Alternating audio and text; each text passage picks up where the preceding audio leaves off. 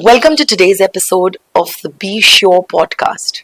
Living with epilepsy involves challenges beyond seizures, including stigma and emotional impact. However, with the right treatment and adjustments, many people with epilepsy can lead active lives. To help us better understand this, we are fortunate to have a renowned consultant neurologist with extensive experience in treating epilepsy. Welcome, Doctor. जी जी नमस्कार। मैं doctor Kumar अभिनव हूँ। मैं Dwarka new Delhi में practice करता हूँ। Ayushman hospital में मैं consultant हूँ और मेरी अपनी क्लिनिक भी है।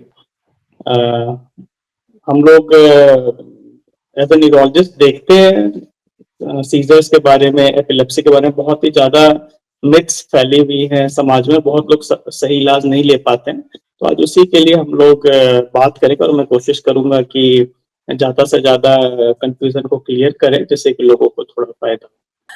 Let's start with the basics. What exactly is a seizure and how does it affect the brain?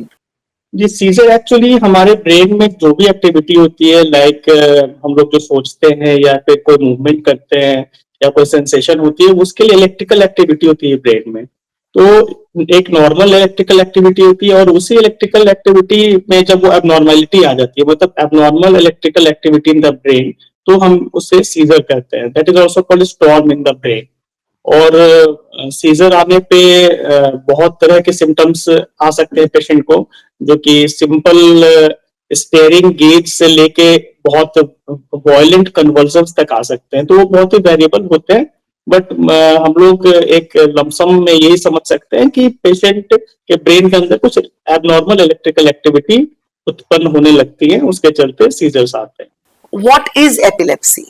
Actually epilepsy और सीजर बहुत ही मिलते हुए टर्म है, लेकिन थोड़ा दोनों में अंतर है। सीजर मतलब एबनॉर्मल इलेक्ट्रिकल एक्टिविटी जो किसी कारण से आए। कभी कभी किसी भी पेशेंट को सीजर कभी भी आ सकता है, बट एपिलेप्सी थोड़ा सा अलग है। उसमें क्या है कि अगर आपके ब्रेन की टेंडेंसी है कि आपको बार बार सीजर आने के चांसेस है, अनप्रोवोक, कोई प्रोवोकेशन नहीं है, कोई आपको प्रोवोकेशन इन द मीन्स कि आप को कोई इन्फेक्शन या कोई चोट नहीं लगी है, कोई ऐसी कोई दिक्कत नहीं है, फिर भी आपके ब्रेन की टेंडेंसी है कि बार बार आपको सीजर आ रहे हैं।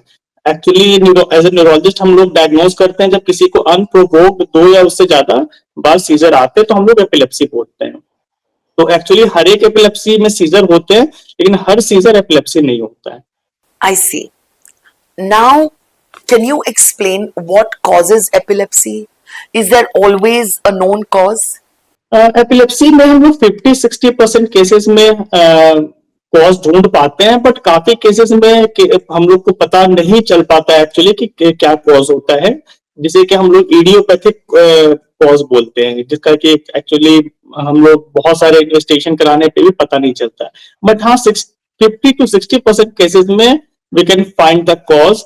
और कॉजेस के बहुत सारे हेडिंग्स है, like cause can be structural, like किसी को स्ट्रोक हुआ या किसी को चोट लग गई, या फिर इन्फेक्शन के कारण, या फिर कोई मेटाबॉलिक डिसऑर्डर्स, या फिर बहुत सारे केसेस में जेनेटिक भी होता है, जिसमें कि फैमिली हिस्ट्री होती भी है, नहीं भी होती है, बट कुछ जेनेटिक लेवल पे डिफेक्ट होता है, उसके चलते एपिलेप्सी होती है।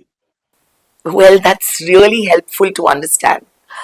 Well, what are some of the signs or symptoms of epilepsy that caregivers should look out for? जी, सिम्टम्स और साइंस जो एपिलेप्सी के हैं वो बहुत ही वेरिएबल होते हैं। बहुत ही हल्के साइंस हो सकते हैं, लाइक किसी एक तरफ पेशेंट का लगातार देखते हुए जाना, या फिर उसके बिहेवियर में अचानक से चेंज होना, या फिर बहुत ही प्रोमिनेंट साइंस होते हैं, जैसे जो कि आम जनता को पता होता है, जिसको कि हम लोग जनरलाइज टोनिक क्रोनिक सीजर बोलते हैं। उसमें पेशेंट को बहुत ही वायलेंट कन्वर्जन्स होते हैं, बहुत हाथ पैर में मूवमेंट्स होती है, बहुत ज्यादा जर्की मूवमेंट्स होती है, और पेशेंट बेहोश हो जाता है। और उस दौरान आपकी दांत भी लग जाती है, जीभ भी कट सकता है, और मुंह से झाग आने लग जाती है। और पेशेंट वो एक्चुअली ये 2-3 मिनट तक चलता है, और उसके बाद लगभग आधे से 1 घंटे तक पेशेंट कंफ्यूज रहता है। तो ये एक typical generalised tonic clonic seizure की सिम्टम्स है। बट ये सभी सीजर्स ऐसे नहीं होते, बहुत ही सारे सीजर्स सटल भी होते हैं जिसमें कि एक किसी खास हाथ पैर में जर्क हो सकता है, या फिर सेंसेशन की एब्नॉर्मलिटी हो सकती है, चाहे बिहेवियर की कोई एब्नॉर्मलिटी हो सकती है। Now let's talk about something that many people with epilepsy face: stigma. Can you tell us why epilepsy is often misunderstood? मिर्गी को लेके बहुत सारी गलतफहमियां हैं, जैसे क्योंकि इसके बारे में जानकारी समाज में है नहीं। बहुत सारे लोग इसे कुछ सुपर नेचुरल पावर से जोड़ के देख लेते हैं, बहुत सारे लोग इसे कोई मानसिक रोग साइकेट्रिक डिसऑर्डर मान लेते हैं। तो इसके चलते या बहुत लोग इसे छुआछूत तक की बीमारी भी मानते हैं, मैंने ऐसा भी देखा है। तो उसके चलते स्टिग्मा हो जाती है पेशेंट समाज में। बच्चों को अपने पीयर्स के साथ खेलने में दिक्कत आती है, लोगों को फैमिली बनाने में, शादियां करने में, ये सब में दिक्कत आती है। तो ये जानकारी का अभाव होने के कारण ऐसा होता है, जबकि सच्चाई ये है कि ना ही कोई ये सुपर नेचुरल या कोई मानसिक साइकेट्रिक डिसऑर्डर नहीं है, और ये प्योर एक न्यूरोलॉजिकल डिसऑर्डर, मतलब ब्रेन की एबनॉर्मल इलेक्ट्रिकल एक्टिविटी की बीमारी है, जिसका कि अगर सही से इलाज किया जाए तो मैक्सिमम केसेस में हम लोग पेशेंट जो है वो काफी हद तक एक नॉर्मल लाइफ जी सकता है। Absolutely. Now let's move on to managing epilepsy. What are the common triggers for seizures that patients and caregivers should be aware of?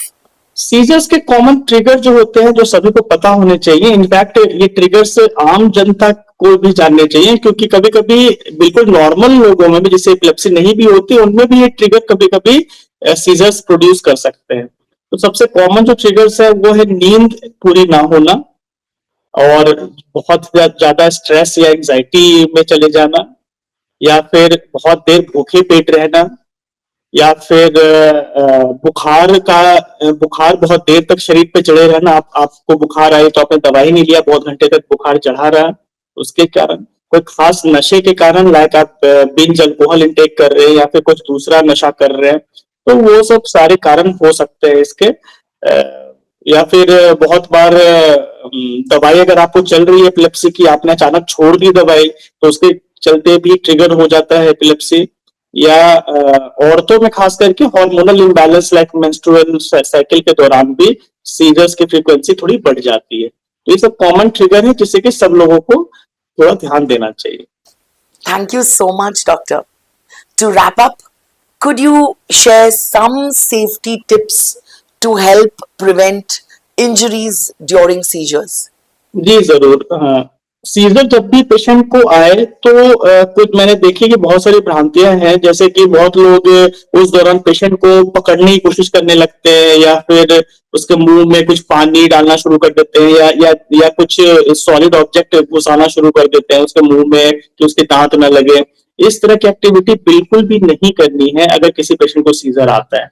अगर सीजर आता है तो आपको पहले तो जहां पे सीजर आया वहां के आसपास के चीजों को हटा देना है, जिससे कि उसे चोट ना लग जाए, और दूसरा उसको बस एक करवट कर देना है, जिससे कि उसके मुंह में जो भी झाग और फ्रोदिंग हो रही है वो बाहर की तरफ निकल जाए, उसके सांस में दिक्कत ना आए। अदरवाइज इसके अलावा उसके मुंह में कुछ भी डालने की कोशिश या कुछ पिलाने की खिलाने की कोशिश नहीं करनी है, ना उसे पकड़ने की कोशिश करनी है। बस अब उसके सराउंडिंग्स को क्लियर करके उस पेशेंट को एक करवट लिटा के उसके फ्रोद को बाहर की तरफ निकलते रहने देना, और वेट करना है कि सीजर्स जो है वो सबसाइड कर जाए, जो कि जनरली 1 से 2 मिनट में सबसाइड कर जाते हैं ज्यादातर केसेस में। अगर नहीं करते हैं तब तो पेशेंट को आपको इमरजेंसी में हॉस्पिटल ले जाना होगा। Thank you so much, Doctor. This has been incredibly informative and helpful. We hope today's discussion helps listeners better understand epilepsy and how to support themselves or their loved ones, of course. Any final thoughts? जी मैं viewer से यही कहना चाहूंगा कि seizures में आप ज्यादा सुनी सुनाई बातें और जो समाज में स्टिग्मा है उससे आप बाहर निकले, आप सही जानकारी लें।